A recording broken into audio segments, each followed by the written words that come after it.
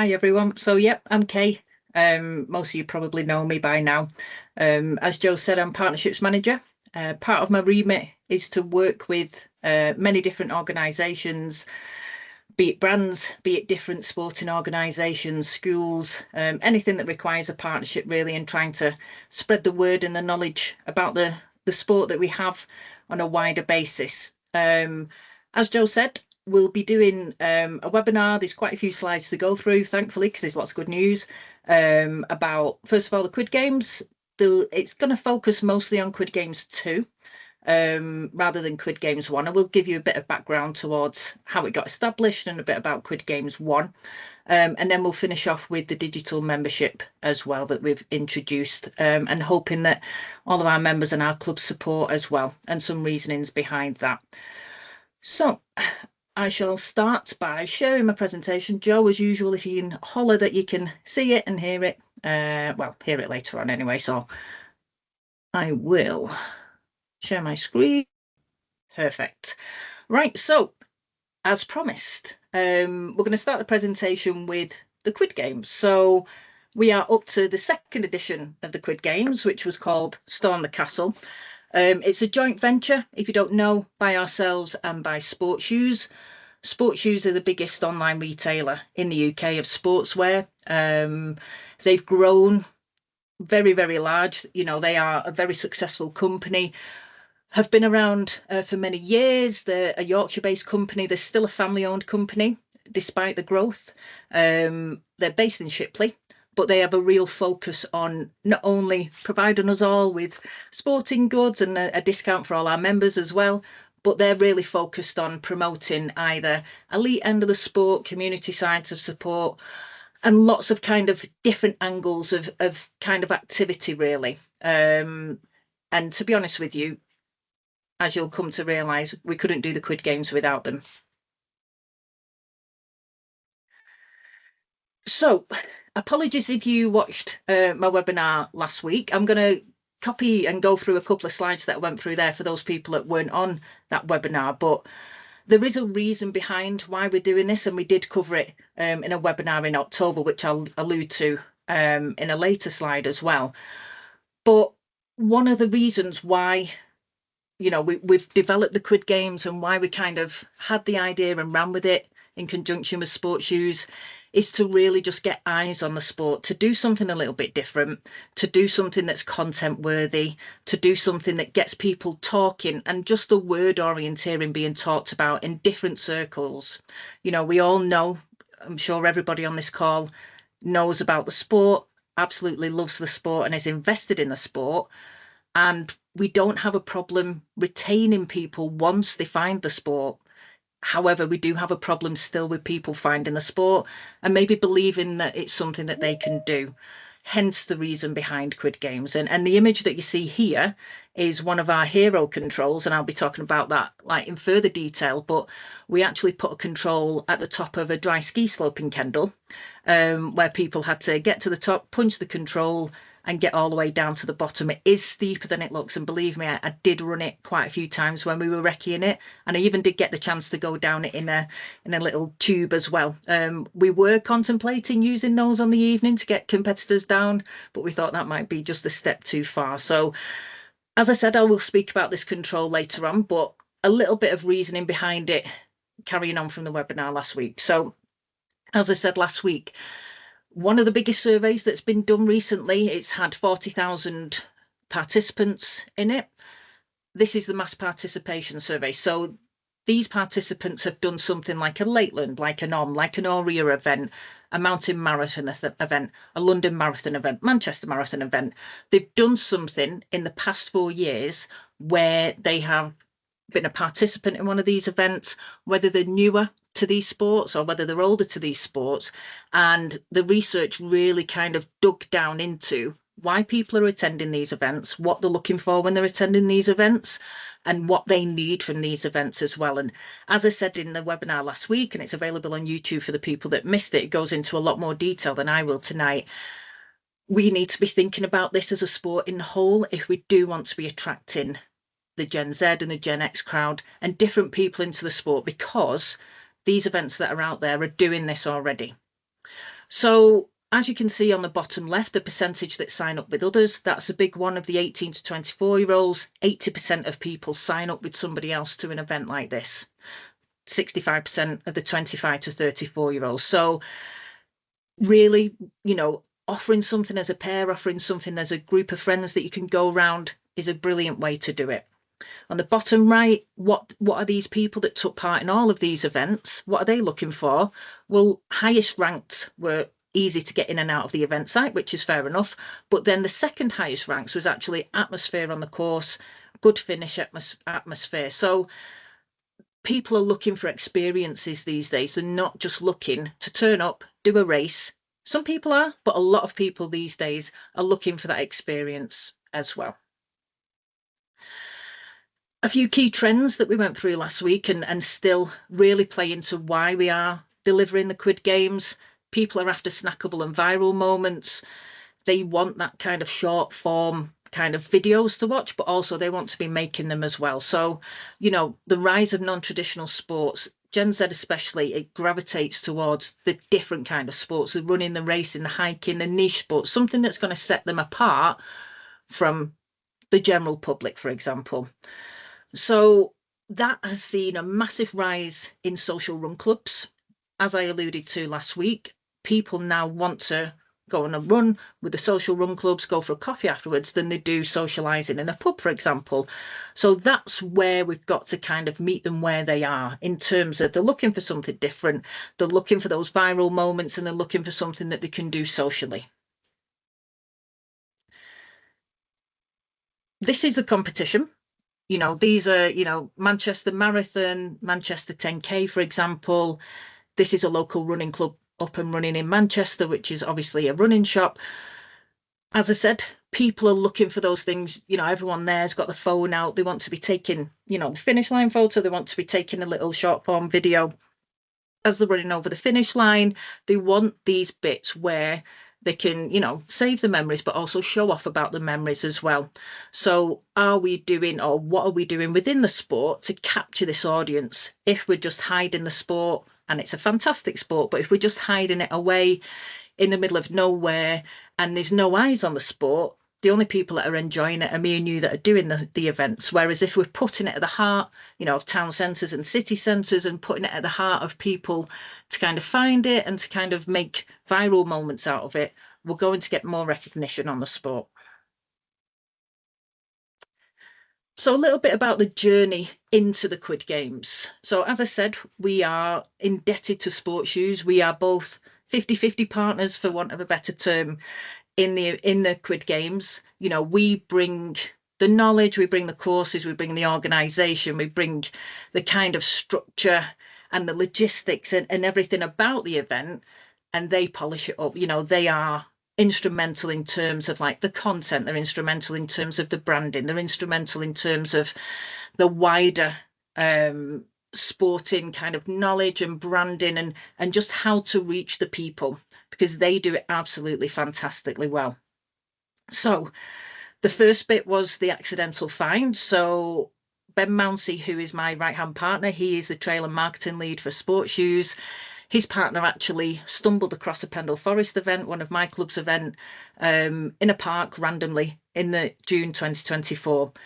She tried it on the night, absolutely loved it. And our June series are a 4-weekly series, thankfully. So she came back the next week and brought Ben.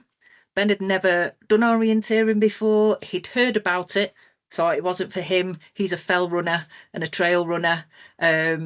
Kind of only read a map when he had to do the fell relays and still panicked at that, but absolutely fell in love with the sport instantly. We were doing a snooker at the time, which is a score course based on a game of snooker.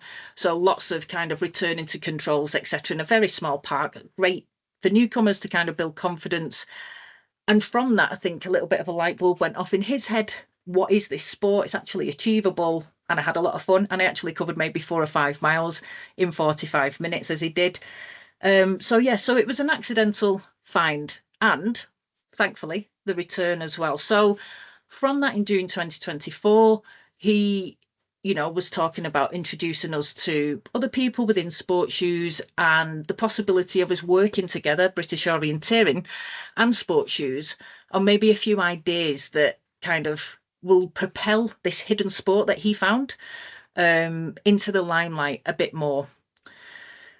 So what we did, and what the picture is in the background, is we did a sports shoes map run. So as I said, sports shoes are a multi-million pound company. This is their HQ in Shipley. They've grown as the years have gone on.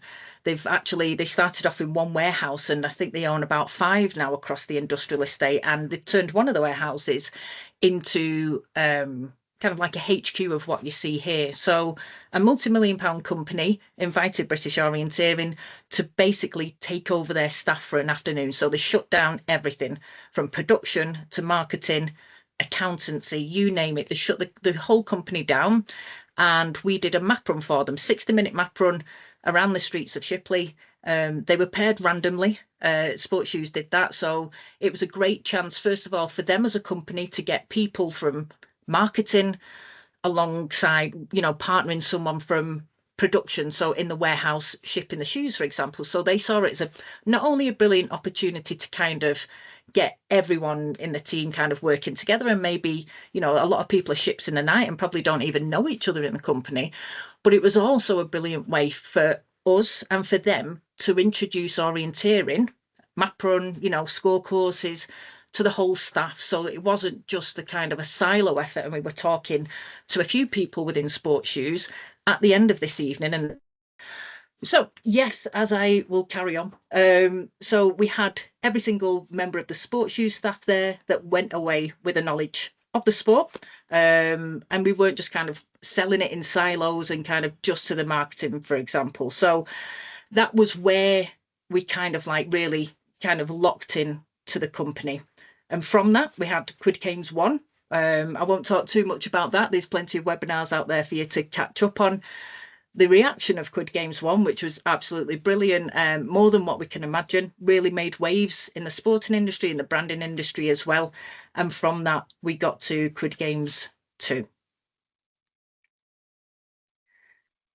So, as I said, I spoke more about Quid Games 1 in the Way Ahead webinar that you can find in October. So if you want some more kind of insight into what went on with Quid Games 1, you can find that in the Way Ahead webinar. So a bit of a plug for you there, Joe, to visit our YouTube channel. The image that you see is from Quid Games 1, where they had to run and find their map at the top of a hill, which was illuminated, should I say, by silver torches that were up there as well. So a bit of a play on how to utilise sponsors, as we'll get across later on.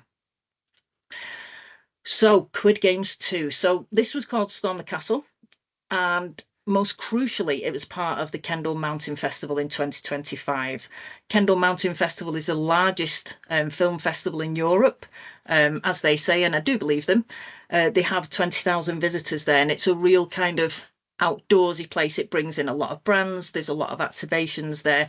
There's a lot of visitors there. There's a lot of kind of film premieres about trail, outdoors, sports, you name it. And to have an event there with nothing else going on. So it was a Friday evening. There's nothing in the calendar at the Kendal Mountain Festival on a Friday evening. So all eyes were on orienteering. So, as I said, being at the Kendal Mountain Festival, it positions our sport inside the UK's most influential outdoor gathering. It not only positions it there, but by us stepping onto their stage, rather than waiting for them to come to us, we really kind of show that orienteering belongs at the centre of today's outdoor boom. We're not waiting for, brands to say, can you do this? Can you do that? We really kind of took it to them. We're showcasing it right in the heart of the event village. We've not done it up on the hills of Kendal anywhere, although there was a hill, which I'll get to, but we've took it right into the centre. So even if people weren't signed up for the event and they were just visiting it as a visitor, going to a different talk, going to one of the brand activations, no matter where they were, they could not have helped but see and hear the word orienteering across the Friday evening, which was absolutely fantastic. The great thing is that Kendal Mountain Festival actually reached out to us. They'd seen all of the great things that had gone on with Quid Games 1, all of the kind of imagery that came out of it, all of the excitement that had come out of it, that it was offering something new in the trail and the running world, that it wasn't just a 10K race that had, a single route, or a 5K race or an ultra marathon. It had something that created a bit of intrigue. And as we know, that's orienteering anyway. It's nothing new. And I will say that, I'll shout it from the top of the rooftops. We didn't create any kind of new orienteering format. We just simply showcased it in a slightly different way. And people absolutely loved it because all of a sudden it was this race where it had strategy in it and it had checkpoints in it. And it's like, yeah, but that's just orienteering. So it was fantastic that we made noise in the industry, and it led to people like Kendal Mountain Festival actually approaching us and saying, we want you at the festival. This is one of the images from Quid Games 1. So this was the finish line on Quid Games 1. So you can see kind of how it was dressed up a bit in terms of the finish arch. On the right-hand side, you had the brand activation. So we had Scarpa there and Rab on the first one, and the way that it was lit. No smoke machines, it was just freezing. So that's just someone's breath. But we started Quid Games 1 with an ethos, and we're carrying on Quid Games with the same ethos, and that is that it will be a score course. So again, absolutely nothing new, a typical score course, get as many points as you can in the time limit. If you're late back, you lose points. We want it to be always easy to access. So that means in terms of maybe a bit of a simplified map, maybe not like a full urban map, which is going to favour orienteers on somebody that's kind of accessed an urban map before, but something that's a nice kind of blend and easy to just get on with. We will always use simple terminology and make no apologies for it. So we never will call them controls, we'll call them checkpoints. We might talk about it in the event kind of emails afterwards saying, checkpoints, and then in brackets, controls. We'll introduce it, gradually to them. But in any of the kind of marketing or any of the kind of final details or information that goes on a website, we'll use stuff like checkpoints. We'll use stuff like your timing card instead of a dibber, for example. We'll always make it achievable. So all of the checkpoints will always be, it'll never be harder than a TD3 level. I say TD3 and you're wondering why, if it's an urban, because the first one that we did was around a private estate. So that was kind of like a bit of a loose terrain event, but everything was on simple TD3 level because we want people to achieve. We want people to turn up, have enough of a test, but ultimately have fun. But then secondly, achieve something so that they come back, pretty much. We will always want it to be memorable. We will always want it to be content worthy because that's why we're doing it. We want eyes on the sport. And we always want it to join to a fantastic network of champions. And by that, I don't necessarily mean athletic champions, but champions of sport, champions of branding, whether that's kind of absolutely fantastic content makers, whether it does mean an athlete from a different discipline, or whether it does mean, just somebody somewhere, if they can champion our sport, we want to take it to them and say, listen, this is out there. So what it was for Quid Games 2 was that we had 16 checkpoints for Quid Games 2. There were 12 sponsor checkpoints. So every single one of those checkpoints was sponsored by a brand. A couple of them may be the same brand. So Silver and ASICS, for example, had 2 checkpoints. But the other ones, the other 8, were sponsored by different brands. And I'll go through the brands in a second. What we do with the sponsor checkpoints are we make bespoke sponsor medals. So the one that you can see there is from Quid Games 1, where we had Scarpa sponsor this checkpoint. So it's a normal checkpoint with an SI box there, etc.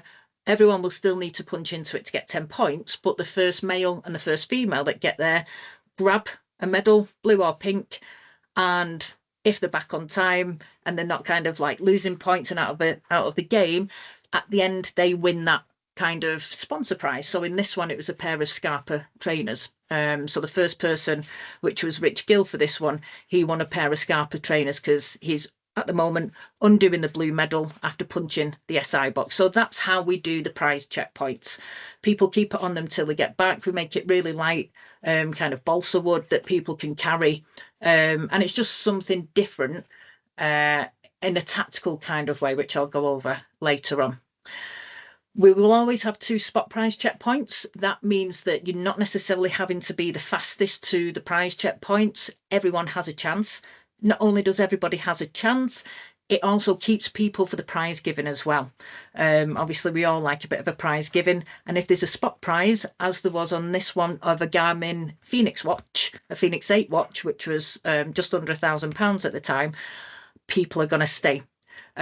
So we always offer a couple of checkpoints that are spot prizes. And the way that we do that is at this one, what we did with the Garmin one, we had small Garmin patches that were created that were numbered 1 to 200, picked out a random one, and the same with silver as well. As with the score course, we will always have overall winners. So they take home swag bags, first, second, and third, most points in shortest time. For this event, for Quid Games 2, we had 2 maps, which I'll explain briefly in a second. And we had a lap of the Kendal Mountain Festival as a run out. So in order for people to collect their first map, what we actually did was Tom Evans, who's a very famous and very successful ASICS sponsored trail runner, won UTMB last year. He started the race. Everybody started without a map, but they knew where they had to go to collect one, and they had to do a lap of the Kendal Mountain Festival village on the way out to collect the map. So everybody saw the runners heading out at 7 p.m. To collect their maps. So the map. So this was the map on the evening. Obviously, I appreciate it's quite difficult to see. It was a hybrid pseudo map. So heavily kind of added to as the months went on. We tried to make it as close to kind of an urban map as possible in terms of that you can see the buildings, etc., without it being an actual urban map. And the course itself, as I said, 60 minutes, 10 points per checkpoint and a bonus one. So the bonus checkpoint was number 10 towards the south of the map as you're looking at it. We needed to drag people down there for a bit of route choice, so we bunged a 50-pointer on that one. As I've said, individual checkpoint prizes, as in the medals, and what these checkpoint prizes were for Quid Games 2 especially were really high-end ones. And what we tried to do was we tried to put a race within a race, so that it wasn't just if you were going to kind of bag them all in the kind of the most efficient way, you're going to win. We wanted people to, and if you can kind of see my cursor, so this was the event village, and we worked on the east side of Kendal. We wanted people to cross over the bridge and really have that decision at that point. Do I do the logical thing and work my way around and get the biggest score in the shortest time and take home a massive swag bag? Or do I head maybe a less optimal way and get a £400 head torch off silver, for example, or a £250 sports shoes voucher from here? Do I go to Gore-Tex at the bottom? Do I go and get £500 worth of Morton gels over here? So it was really that decision point of kind of what do I do that's best for me. So we didn't want to make it just a now, flat out race between who's the fastest or probably just like who's the most experienced orienteers. We wanted to kind of offer different opportunities for different levels of people within the race as well. So I mentioned the second map. So the first map that I just showed you, I'll just head back to. This was an A3 map that everybody picked up at the start. And the area that I'm going to talk about now for the second map is around this area to the northeast of the map here. You'll see that there's no kind of checkpoints in this northeastern corner of the map on their main map anyway. But on the bonus map, it did have 3 bonus checkpoints on. So this map was an A5 map. It was rolled up very tightly and it was sealed. And you could only pick up this map from the Garmin activation stand in the sports shoes yurt before the event. They were sealed, they were checked at the start. You weren't allowed to open them till the start. People knew that it had bonus checkpoints on in the final details that were sent out to the participants, and on the webpage itself, it did heavily recommend that you visit the Garmin stand to pick up this map. But the reasoning behind that was, first of all, it added a little bit of kind of difference to it, added a bit of talking point to it. Secondly, it added a bit of jeopardy, and it kind of checked if anyone read the final details. If you're like me that doesn't and relies on the partner to tell them where they're going and what course they've been entered, then, you might have been scuppered on the evening. But C, then the most important thing was it enabled one of our main sponsors, Garmin, to have a bigger part of the race as well. So, as I'll allude to as we kind of get towards the end of the slides, it's really important that it's not just take from our end in terms of prizes and what Garmin can offer us and what, Sports Shoes can offer us. These brands are needing something as well. So if we can funnel 150 people over to a Garmin stand before the event where the Garmin staff can talk to them, they can let you, for this event, for example, you could borrow a Garmin watch to try during the event. It gives them a chance to do their sales pitch on people. So that was the reasoning behind it, really. It made everyone go to the Garmin stand. Well, I hope everyone went to the Garmin stand. And it also just offers a sponsor just a little bit extra as well. So the brands that were involved in Quid Games 2, we had 4 major brands that were in Quid Games 1. 2 of them pretty much straight away for Quid Games 2 said we're back in, and those were ASICS and Silver. The other 2 that we had with Quid Games 1 were basically outpriced by these big names. So as the event went on, we were adding brands to, I say we, it's Sports Shoes, it's Ben that's, the king of doing these, but the brands were coming on board simply because other brands were there. And, we were pitching to them, we were selling Quid Games 1 to them, the imagery from it, the sport itself and what's going to happen. And as soon as we did that, it was pushing an open door. The brands were here. They were, absolutely engaged in the event. And pretty much everybody from every single brand had people at the event. It wasn't just, oh, we'll send you a pair of shoes, whatever. They had representatives there. And if you were taking part, if anyone's there and was taking part, then it was those people that were kind of like manning their own checkpoints and doing their activations and everything. So as you can see there, a lot of the big name brands are there. You will see the words powered by Red Bull. I won't go too much into that, but basically you're not allowed to use the logo of Red Bull unless it's a Red Bull event. You are allowed to use the words powered by Red Bull, however, if they're just supporting an event. This was all new to people at Sports Shoes as well, but just little things that you come across within the sponsorship. A great thing, as I've just said, is that brands believe in us. So as I said, they didn't just send product or say, yeah, crack our logo on it and, we're happy to be involved. They were in from the start. They were in physical meetings with us in Kendal. They were sending up representatives. We were having meetings, pretty much daily towards the end in terms of what the brand activations would look like, what brand checkpoints. They wanted to know where they were, what they could do at their checkpoint, how they could dress it up, for example. So it wasn't just kind of a name on a map or a name on a website. They really, really did believe in us. And the brilliant thing was that not only did they kind of believe in the event and believe in the sport, but they also, a lot of the brands supported the Team GB athletes that were there as well with kit for them to wear on the night and to keep, but with also social promotion of them. So, as I'll get into in a second, we had a Red Bull energy station at the ski slope. So again, they brought a whole massive kind of equipment, a DJ kind of booth at the ski station. Passenger brought a DJ bus for the event base. Silver had the school checkpoint, which I'll explain a bit more in detail, but they really branded that up at Kirkby Kendall and Garmin as well. So they didn't just turn up. They added value to the event because they believed in us. So as it says there, being associated with these brands instantly boosts trusts because, if you've got somebody out there that follows ASICS or Garmin or whoever, you speak to anybody in the street, most people on the street, and they will probably have heard of Red Bull, ASICS, Garmin, more than likely. So people know these brands, even if people don't necessarily have a Garmin watch or ASICS trainers, but to be associated, the sport to be associated with these brands is that real kind of trusted relationship. And it says when orienteering appears in the same space, consumers subconsciously transfer that trust to us. If the biggest, most respected performance and adventure brands are present, then to them, orienteering must be safe and it's modern and it's aligned with the outdoor movement. So it's that kind of trusted recognition we get from just being in partnership with these. These are just some of the social media posts that were on Sports Shoes or Sports Shoes Outdoors Instagram or the Quid Games page itself, and we were collaborating with as well.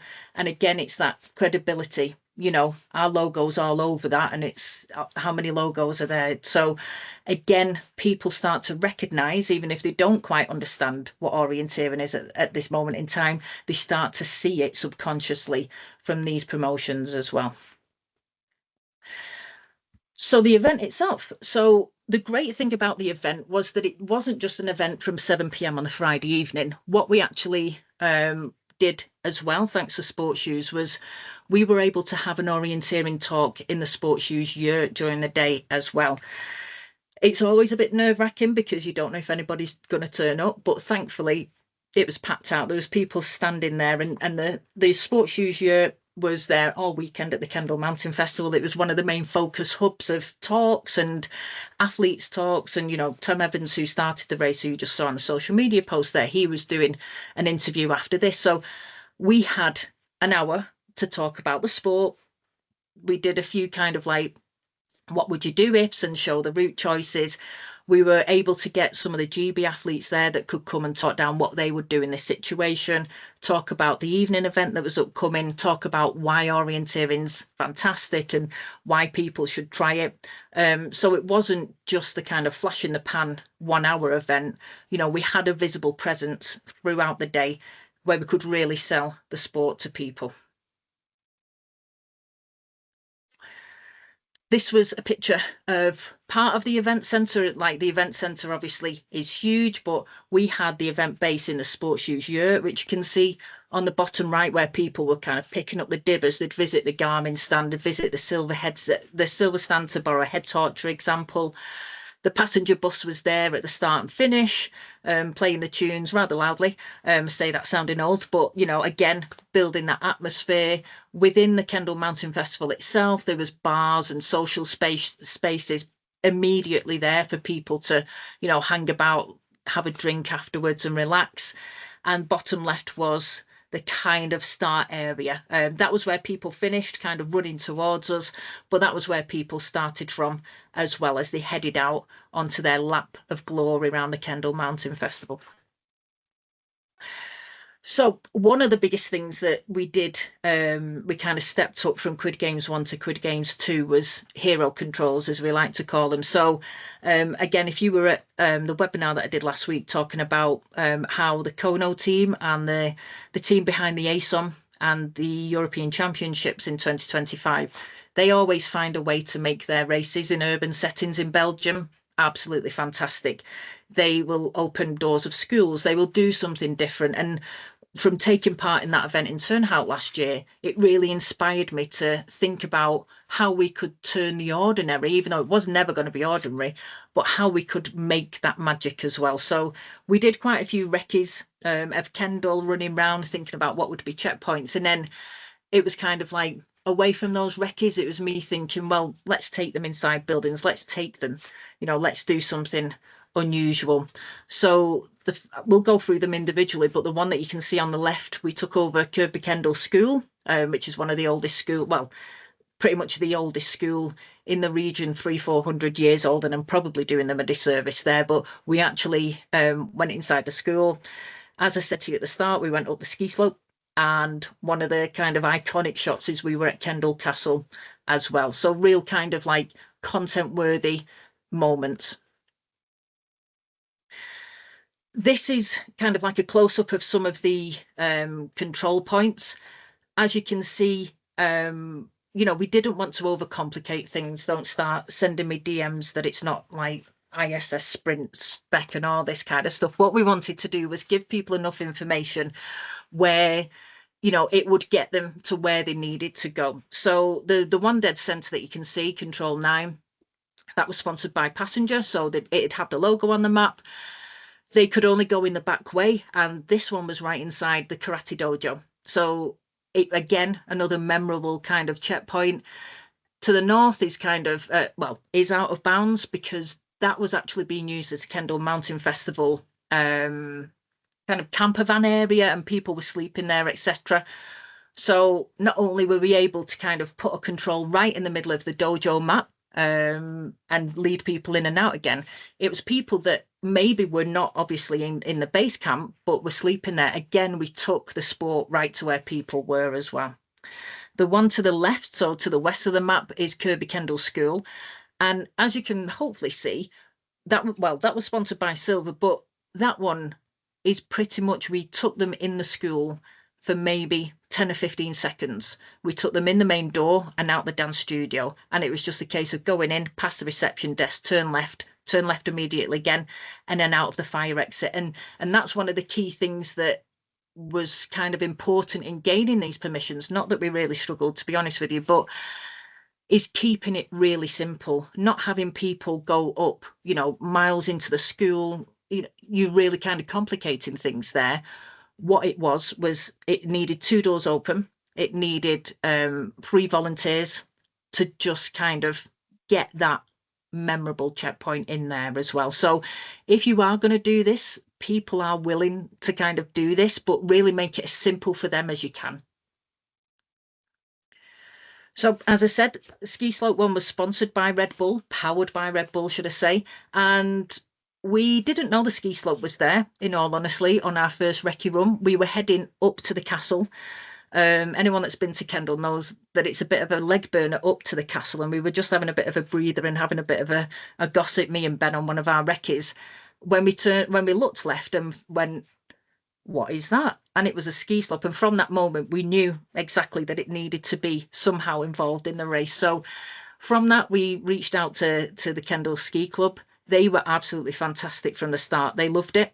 They loved the idea of it. The only problem was that they do kids ski board lessons, snowboard lessons, whatever, on a Friday evening between 7 and 8. So that was a sticking point. However, they were willing to work with us. So what they actually did was they opened slightly later that night, and between 7 and 8, when our event was, they basically taped off to the left-hand side all of the kind of kids that could stand there watching. Red Bull had a DJ van that you can just see there. There was music. There was Red Bull giveaways. They had all cheering kind of cowbells, etc., really adding to the atmosphere. So again, it might seem like a massive undertaking, and it was a kind of like a lot of to and fro, and a lot of kind of selling to the ski board committee that we do have full public liability insurance, etc., etc. But it really wasn't that difficult, and again, it just made something memorable. And I think this is one of the shots on the right hand side of the kind of event for me, just seeing people run up that. And like I said, I'm thankful I didn't have to do it in a race. But so that was the Ski Slope 1, sponsored by Red Bull. As I mentioned, Kirby Kendall School. So as you can see on the left-hand side, them coming out of the dance studio. The dance studio, this picture probably doesn't do it any justice whatsoever, but Silver really went to town on this checkpoint. They dressed it up themselves. It was pitch black. They wanted, obviously, to show off the head torches and stuff like that. So they did it in a proper Squid Games, if you know Squid Games, in a Squid Games theme in terms of Squid Games costumes, etc., and really kind of made it memorable. Where you can see on the right hand side is people going in the main doors, and like I said, they came out there as well. So literally 15 seconds possibly in a venue, but lots of great memories and kind of great talking points from it. The big one, I assume, really is Kendal Castle, which was lit up for the evening, as you can see in the background there. From the start, Ben wanted that lit up with sports shoes, Quid Games branding, ASICS branding. That was the real kind of visual shot that they wanted.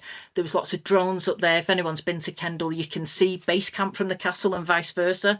So people on base camp, if they had anything about them, they would have seen this lit up and probably knew that they were heading up there. It's called Storm the Castle anyway, so you'd hope that they would have known at some point. But this one was sponsored by ASICS. If you were first there, male or female, you got £500 worth of ASICS gear, which is an absolutely fantastic one. People obviously still had to visit to get the points, but it just gave a real kind of visual shot. And one of the fantastic things was the council, so Westmoreland Council, actually, we worked with them to turn off the lights of Kendal Castle.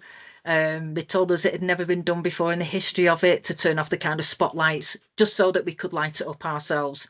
So again, if you don't ask, you don't get. And we asked and we actually got. So that was great from the council. It was a case of somebody dropping off a key to then go to something near the castle to turn off the light. So there was all connotations from it, but you know, we got there in the end and it really made an iconic checkpoint. So I'm hoping these work. I'm hoping they don't kick me off teams, etc. A few of the action shots, and this is the biggest thing that came from Quid Games, is a lot of the kind of POV, so point of view videos. A lot of them came from people with a mass following, as you can see there, Gary, 126,000 followers.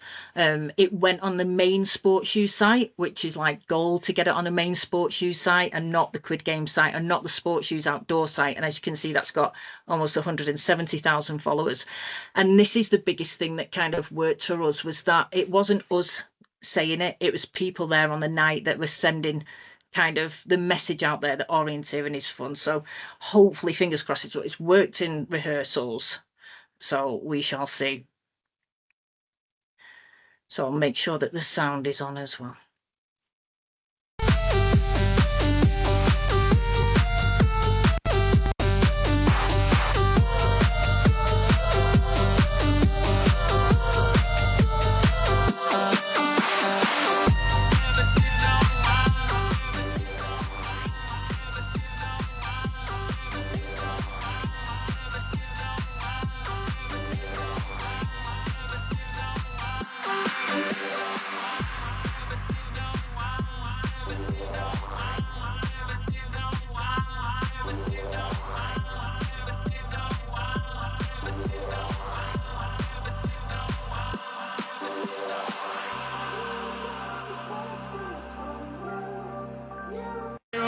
It's there. So as you can see there, you know, it's great that it says check out British Orienteering for more urban orienteering, for example. So it's not just people's point of view on the evening, we're actually signposting to the event.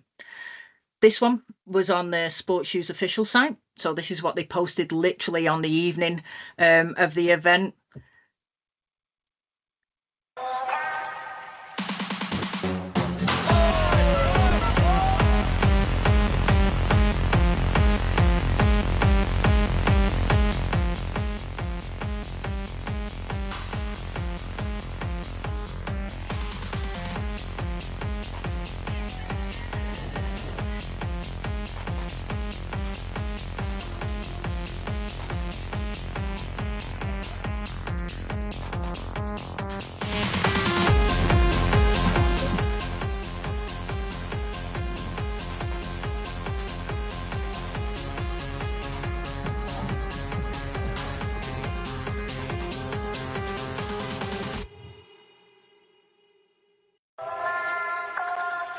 And the last one, which I will share now, put that on mute for a second, is another point of view one. If you're wondering why people are sprinting to the finish and why they're not tired, one of the checkpoints, well, the final checkpoint was the fastest leg as well, as per Compass Sport Cup final golden boot style. So borrowed that from the sport. That was sponsored by ASICS. So if you were the fastest male or female from the last leg to the finish, you won a pair of very expensive trainers as well. So again, stuff that we can do within the sport just to kind of jazz it up a little bit. And again, just the final point of view video.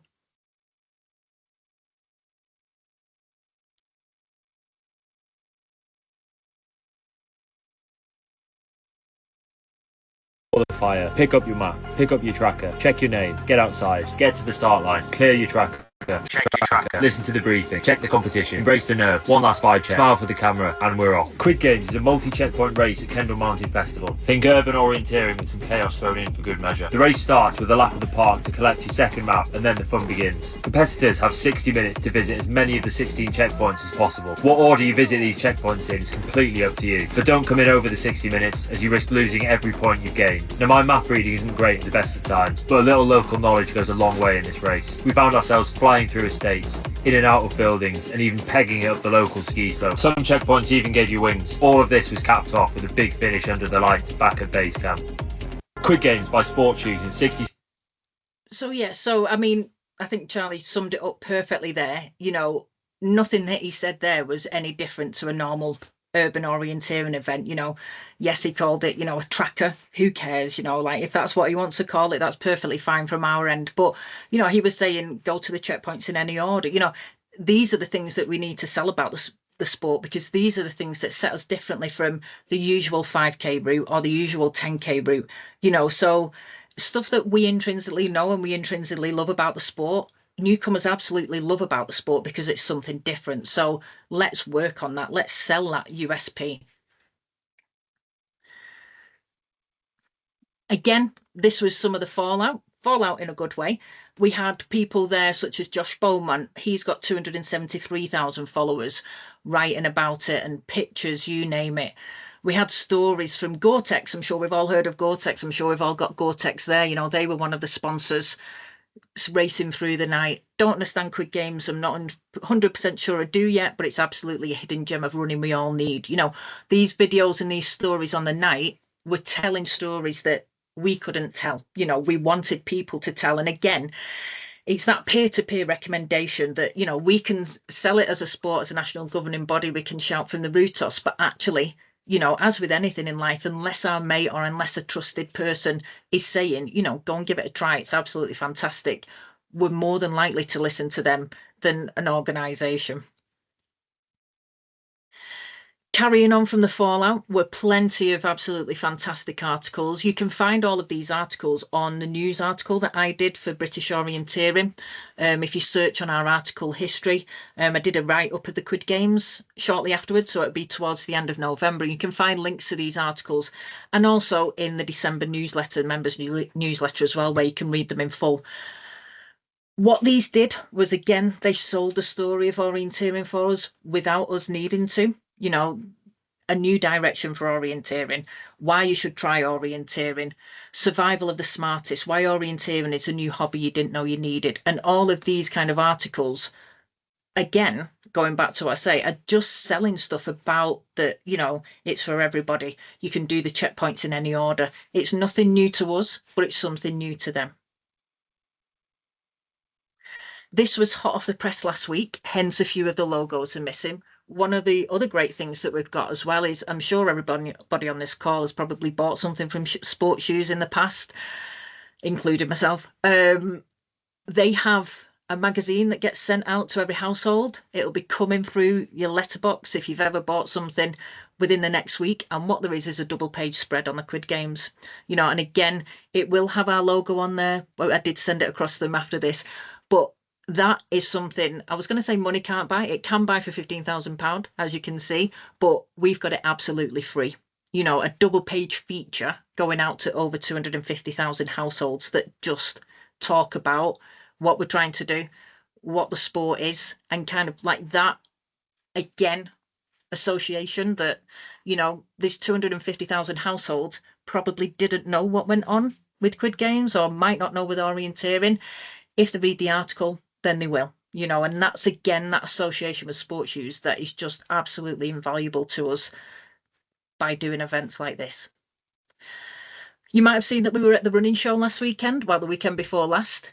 Again, we did an orienteering trail. That was basically a floor plan, and we worked with partner brands. We've done it very successfully at the Outdoor Expo. We've never been to the National Running Show before this year. Simply by working with Sports Shoes and simply by doing the Quid Games, brands were coming to us wanting to be part of the checkpoints. And, as you can see there, the brands that we have, Mizuno, Solomon, On, Buff, Shocks, Sunto, Asics, you name it, for those guys to be an active part and want to be part of our orienteering trail around the running show is absolutely fantastic. And all it was, people came to our stand to pick up a paper map. The stands that were our partner stands were numbered on them, and our partner stands had an orienteering kite at it with a letter on, and people just simply filled in the letter on the map, brought it back to us to be entered into a prize draw with prizes from the brands, which was brilliant. And not only did we have one stand there, but we had 16 orienteering flags around the hall as well. People were coming to our stand saying, I've seen these all over, what are they? So that is, again, a pull in. And, that is a wider benefit from doing stuff like the Quid Games, is that association. As I'll talk about in a bit with the digital membership, we could then talk to people about the sport at our stand, and we trialed the digital membership. It went live on the Thursday before the running show on the Saturday. And from that weekend alone, we had 108 new digital members that signed up from just the Saturday and Sunday. We've had almost double that since, and 35 of those were aged 16 to 14. So we could really kind of see the value of doing something with associated and trusted brands, but also then being able to sell the sport to people. And again, as we keep trying to promote, there's hundreds of modern images that you can use within the Club Hub that you can download and use on your own club's imagery, and social media puts out as there. That all of the content was paid for by Sports Shoes, and they're allowing us to use it for free, which is absolutely fantastic.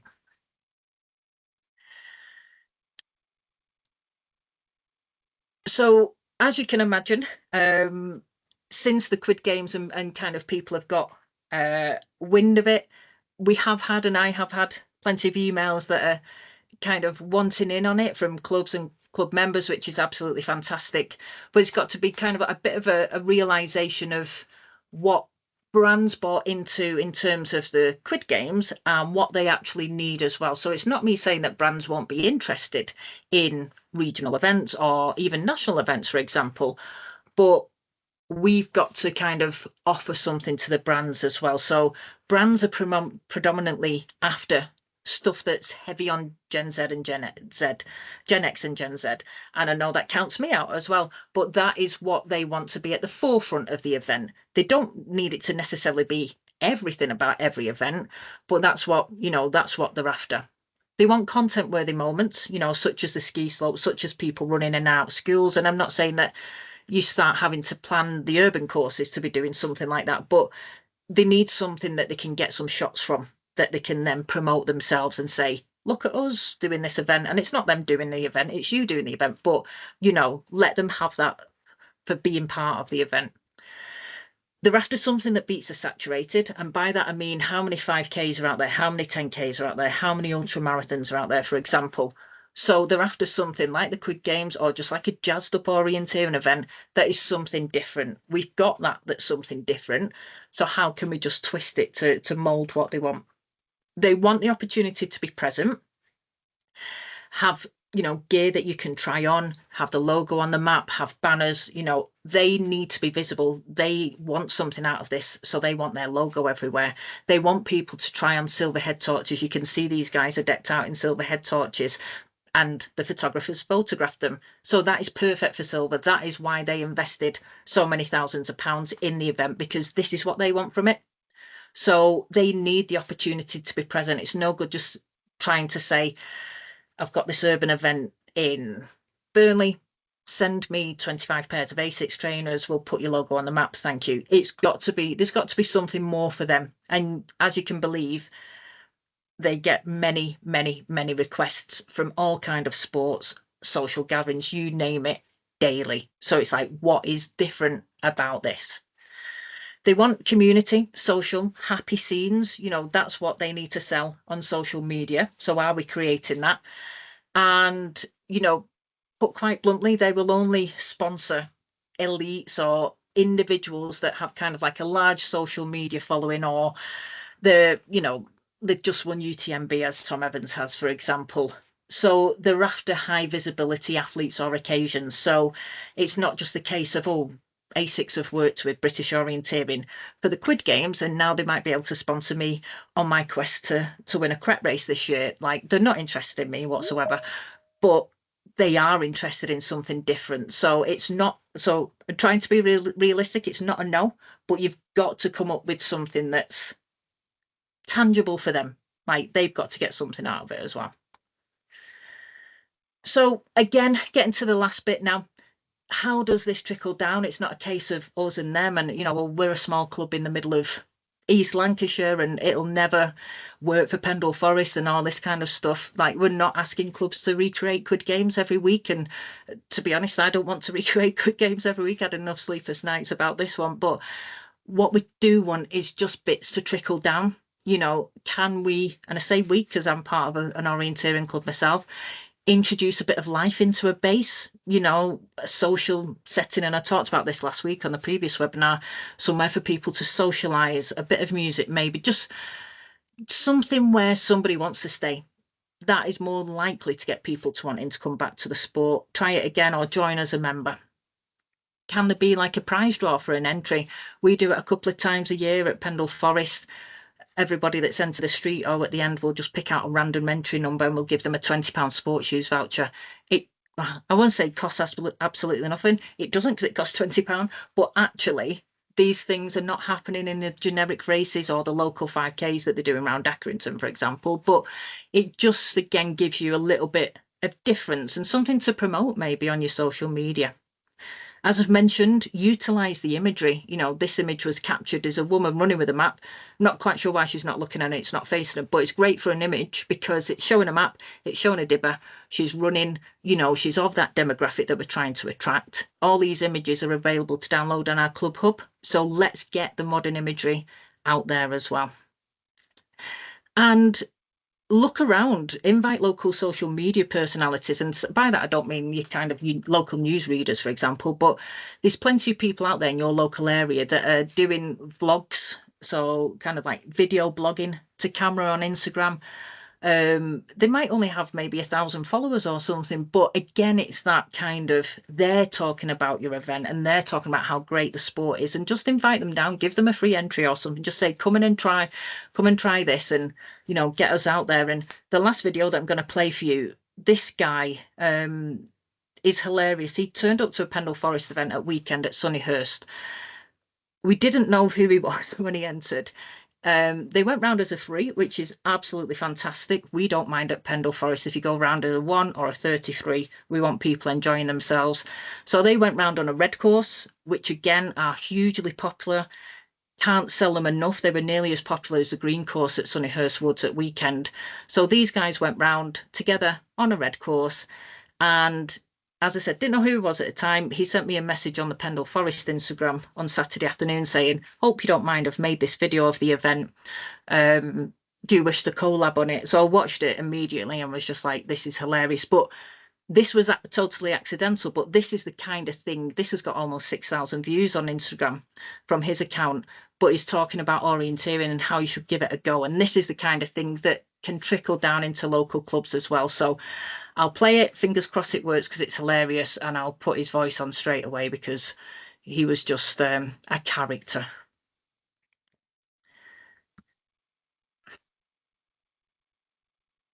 Trail running, why do you not try cross country but make it a treasure hunt? Sometimes training gets a bit boring, so we need to mix it up. So me and the gang decided to book orienteering with the Pendle Forest Orienteering. They did do orienteering event before, but this was next level. This had 24 checkpoints. Some of these were put up some quite big hills with a rough terrain, and I had no trail shoes. I'm telling you, me wearing roadies was not a good idea. But other than that, it was a load of fun and really good to experience map reading. This is my friends looking for the checkpoint when I told them it wasn't there, and I was right. I'm always right. Well, maybe it's just this one time, but one of the most fun bits was watching us all practice the terrain. I felt like I spent more time on my ass than my feet. And at one point I thought I was going to become a bog monster. If you fancy something different to put into your training, why not give orienteering a go? Okay runners, you've done... So yeah, so you can absolutely see why. I'll put it back on present mode because I've still got a few more slides about digital membership before I let you go. You can see why I was absolutely laughing my head off about him on a Saturday. But again, accidental. But however, these are out there in your local area that are just looking for something different. We would never have been able to do that Pendle Forest at that event, but he did it for us and has totally sold the sport to hopefully his 14,000 followers that follow him anyway, including a new one in me. So yeah, so that's the end of the Quid Games 2. I love this shot. This is a real life shot. It looks like AI. It's obviously been enhanced. But this was a real life shot up at the castle of, the content teams capturing that. And that picture again is available for us to download. So as it says, putting eyes on the sport. So as I move swiftly on, but not so swiftly on, there's a few slides to talk about digital membership. Again, referring back to that webinar that I told you about, the way forward in October, I talked about digital membership and what we were aiming for within it, within that webinar as well. So I'll just quickly refresh what it is. And like I said, it's now live. We will be putting out news articles next week and announcing it on social media and in the March newsletter as well. We got it live just before, like I said, the running show last Thursday. It went live. So we're still in a kind of ironing out different things. We think we're pretty much there with it. But all that this is a remodeling of our current Go Orienteering site. So the Go Orienteering site, for those that didn't know, offered and still does the permanent and virtual orienteering courses, the GPS courses on there. However, it hadn't been updated in a few years. The imagery was quite dated on there. The information was quite dated on there, to be honest with you.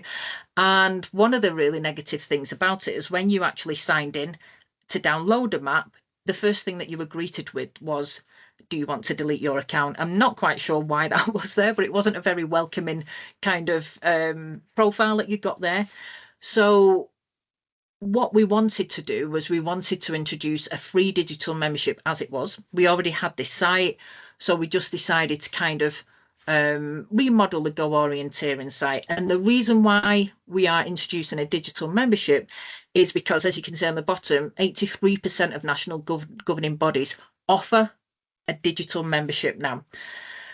As you've probably heard me go on about in many different webinars, including the one last week, people don't want to join clubs instantly these days. There's lots of competitions. There's lots of want to try before you buy, lots of pay to play, lots of sayings that describe it, but they're not as willing these days, people of any age, to just join Pendle Forest Orienteers after the first event. You know, they really want to kind of made to feel welcome, made to feel that they can achieve things before they join. But does that help us at things like the National Running Show, for example? Does that help us at download at Sunnyhurst Woods on Saturday for Pendle Forest Orienteers when we're saying, please come back, please try the sport again? And we don't want to be saying, come and join us as a member, because there's so many people that just take a step back. We've seen that when we've done all of the expos over the past 3 years. So what we wanted to introduce as a governing body was a digital membership, which is free, where people can sign up. And there's lots of research that's gone into it. And one of the most successful national governing bodies is Canoeing, which is now called Paddle UK. They actually had, in their first year of 2025, they had almost 90,000 people sign up to be a free digital member. And almost 10% of those then signed up eventually to become a full member, because they'd been able to be kind of gently introduced into the scheme, find out information, try stuff for free before then deciding to kind of upgrade. So that's the thinking behind it.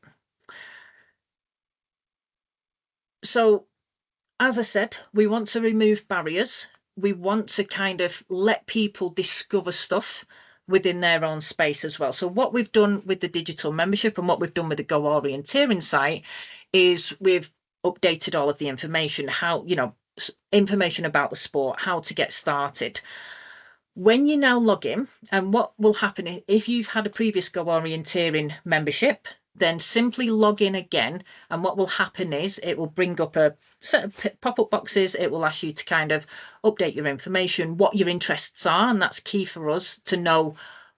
We can segment information to send to different kind of people. But within this now, you have a warm and welcoming profile page that gives you the opportunity to see beginner-friendly content, for example.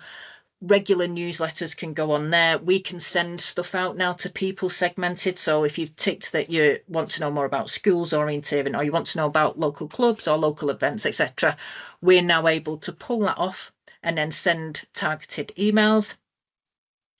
And what this does as well is that it hopefully is just something else that, as a club, at download or information or the emails that you send out, it's kind of a soft sell to say, if you're interested in learning more, sign up to become a free digital member, for example, and then all this information is in there. So hopefully reduces a bit of volunteer workload by just signposting people to the site.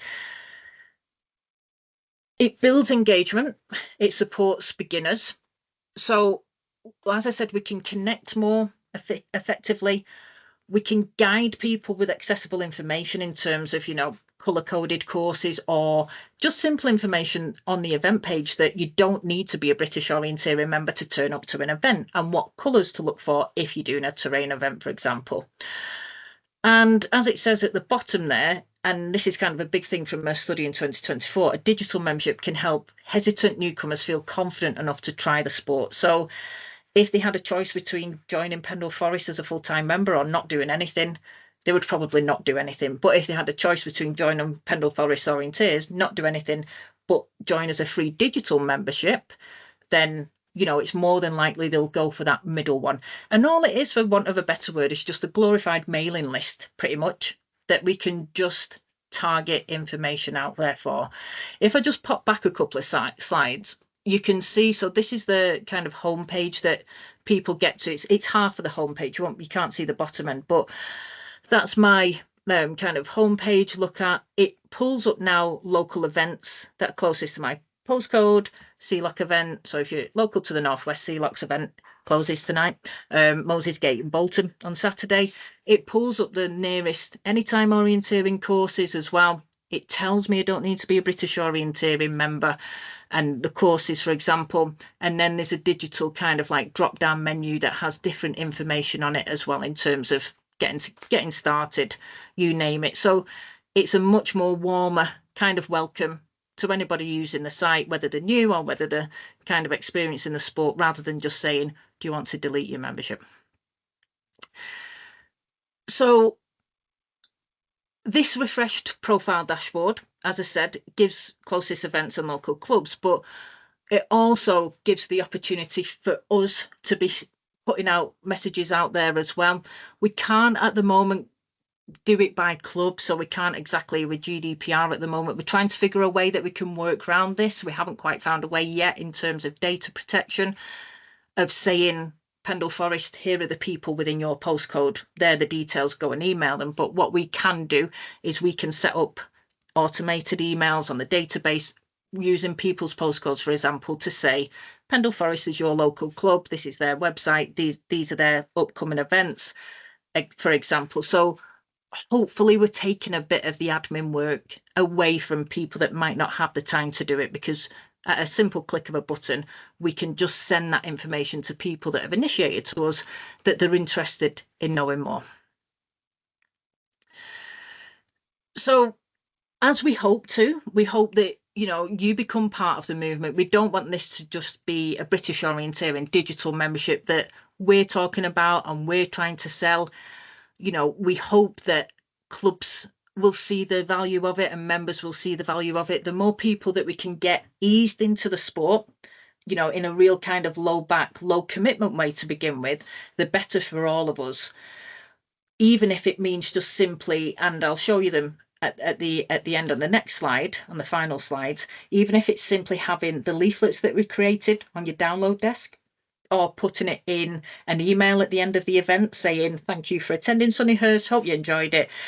Do you want to become a free member of British Orienteering, for example? So again, we're hoping that, you come on board with us with this and can see the kind of rationale behind it. We're not trying to take away joining clubs, for example, and they won't get anything apart from the availability, like what's coming up in the local area. They don't get any of the member benefits that people do. It does not dilute any of the joining, any of the value of becoming a proper member.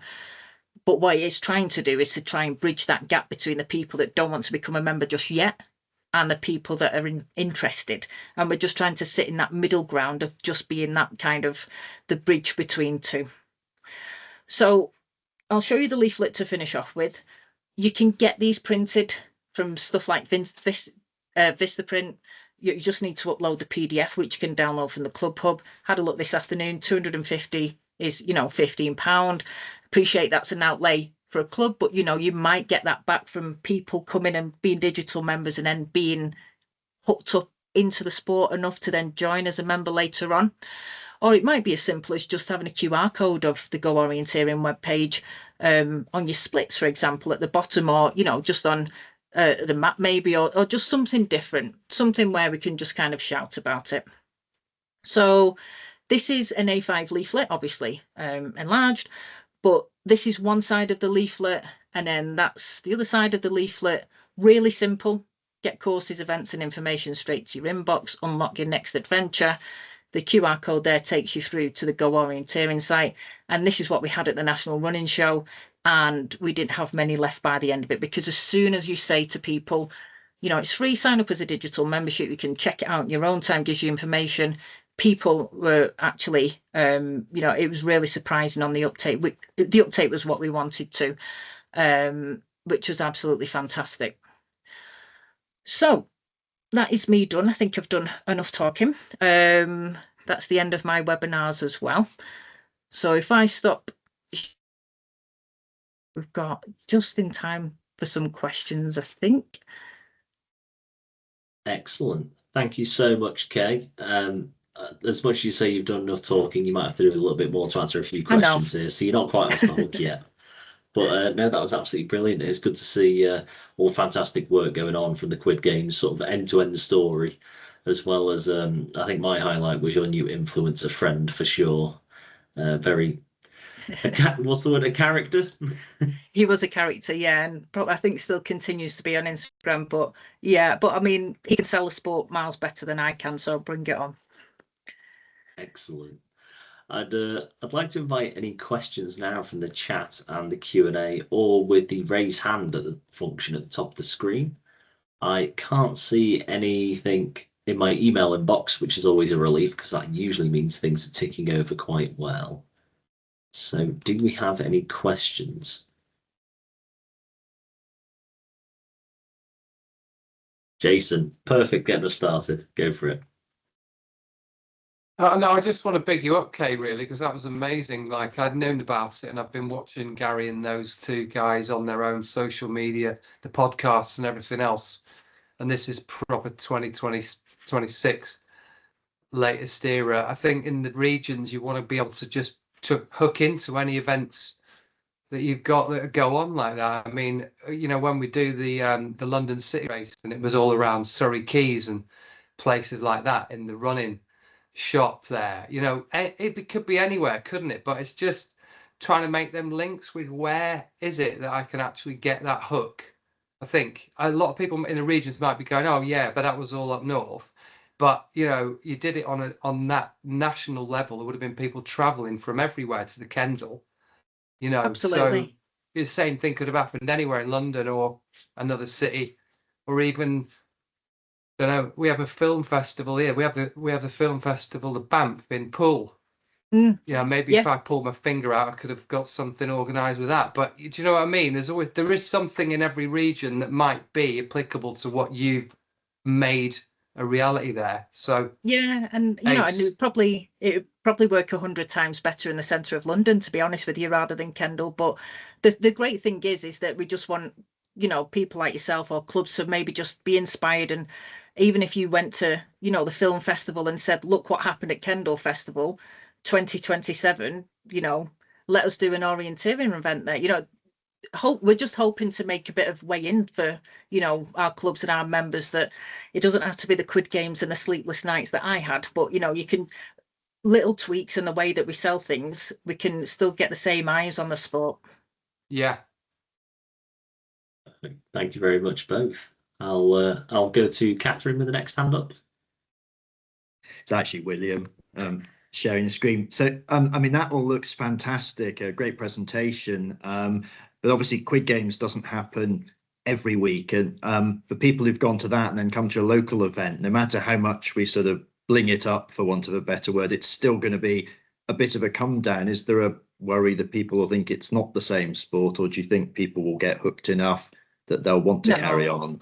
I think I've not done anything apart from, you know, like the prizes, like the sport sells itself. And, you know, I have had this question before, and I always say, like, you know, it's the same when World Cups come around or Wimbledon comes around and people go to the local park and play tennis, and that's not the same setting as Wimbledon. Or people go and play football in the middle of, you know, a field up in here in Burnley in the middle of a council estate. Like, it's those events are just designed to, well, not just designed, but they get eyes on the sport, you know, and we're not we're not making people under false pretenses that if they turn up to one of our PFO events, there's going to be a £500 A6 prize there. But what we do want is just that kind of World Cup and Wimbledon and those kind of moments, that we want something for our sport that people can just look at and think that looks interesting, to at least find out enough about. And, you know, as I'll say, you know, I'll always say, we've got such a great sport that we don't need to do anything to the sport. I've not done anything to the sport. It's a score event. All that's come from a score event. And as I said, when people were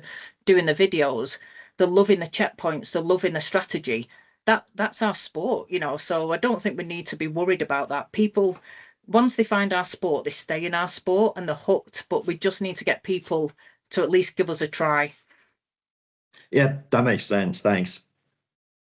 Perfect. Thank you very much. I'll go to Rob with the next hand up. Hi, Kay. Thanks for that. Hi, Rob. I was pondering, if there was a Quid Games 3, do you think you could expand the number of people taking part? Because it was quite it sold out very quickly, didn't it? And yeah, I it mean, was possible to grow.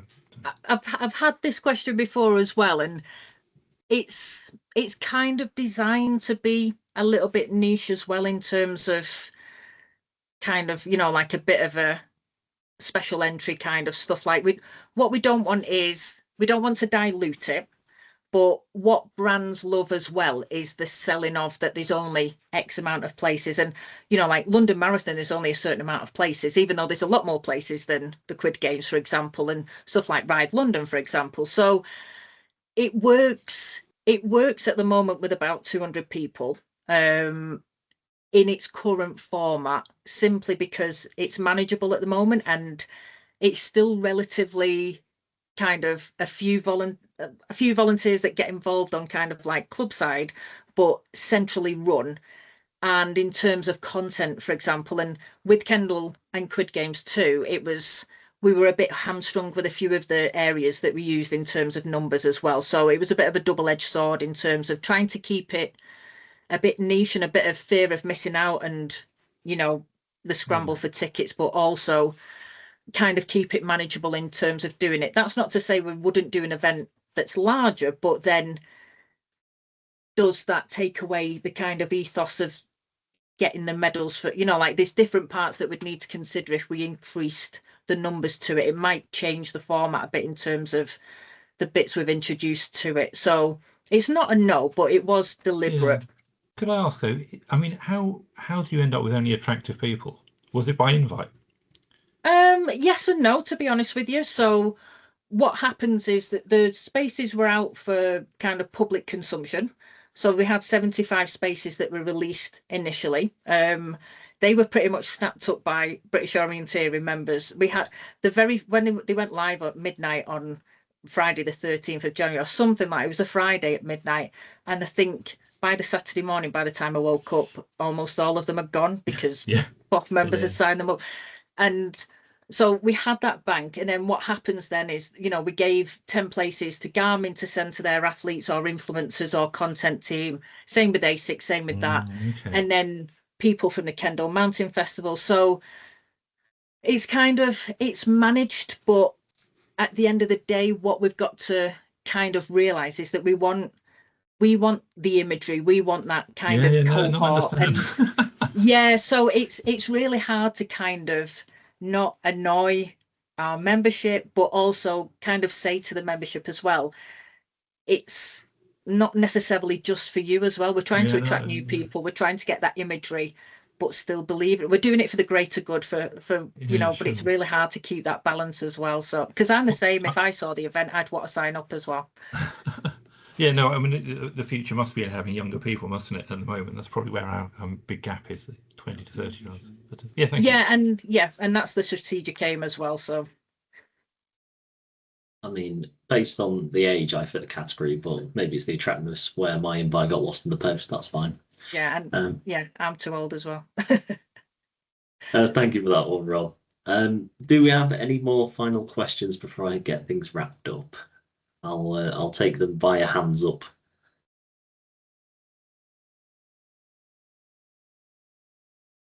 Okay, I'll start to wrap up. There you go, Jason beat. Nearly caught me off guard there. Go on, Jason. Now, just to check, this is going to go up on YouTube within about a week. Yeah, I'm aiming to have the ones from this week up tomorrow, but Okay. at the latest it'd be Tuesday. Fabulous. I can share it with our committee. I've been in a dual meeting. I've been in the Wessex committee tonight as well. But yours was way better. Cheers, Jason. You don't have to tell them that though. I don't want to lose potential attendees. Right, excellent. Then, in which case, I will start to wrap things up. So, Kay, a huge thank you for the wonderful presentation. I'm sure that everyone can agree there's so much that you can take away, and maybe it is a good thing that it is going up on the YouTube, because I think I probably need to go back and watch it to get everything covered. And thank you all for attending as well. It's good to have some good questions and input as well. And even better, we've stuck to the time slot, so I'm very pleased. I did mention that this is the penultimate session, and that is true. We do have the final one on Monday, which is ending what feels like a very long stretch of the development conference, but it's always a pleasure to be here. The last session on Monday is from our friends at OCAD, doing their annual update with us about new features, app innovations, and team collaboration, which will be at the usual time, 7 p.m. on Monday night. But that is about everything from me. So a huge thank you all for attending this evening. As I promised, the session will appear on YouTube. And now I think maybe 1 minute I can give back to you for the rest of your evenings. Thank you very much for attending. Bye-bye.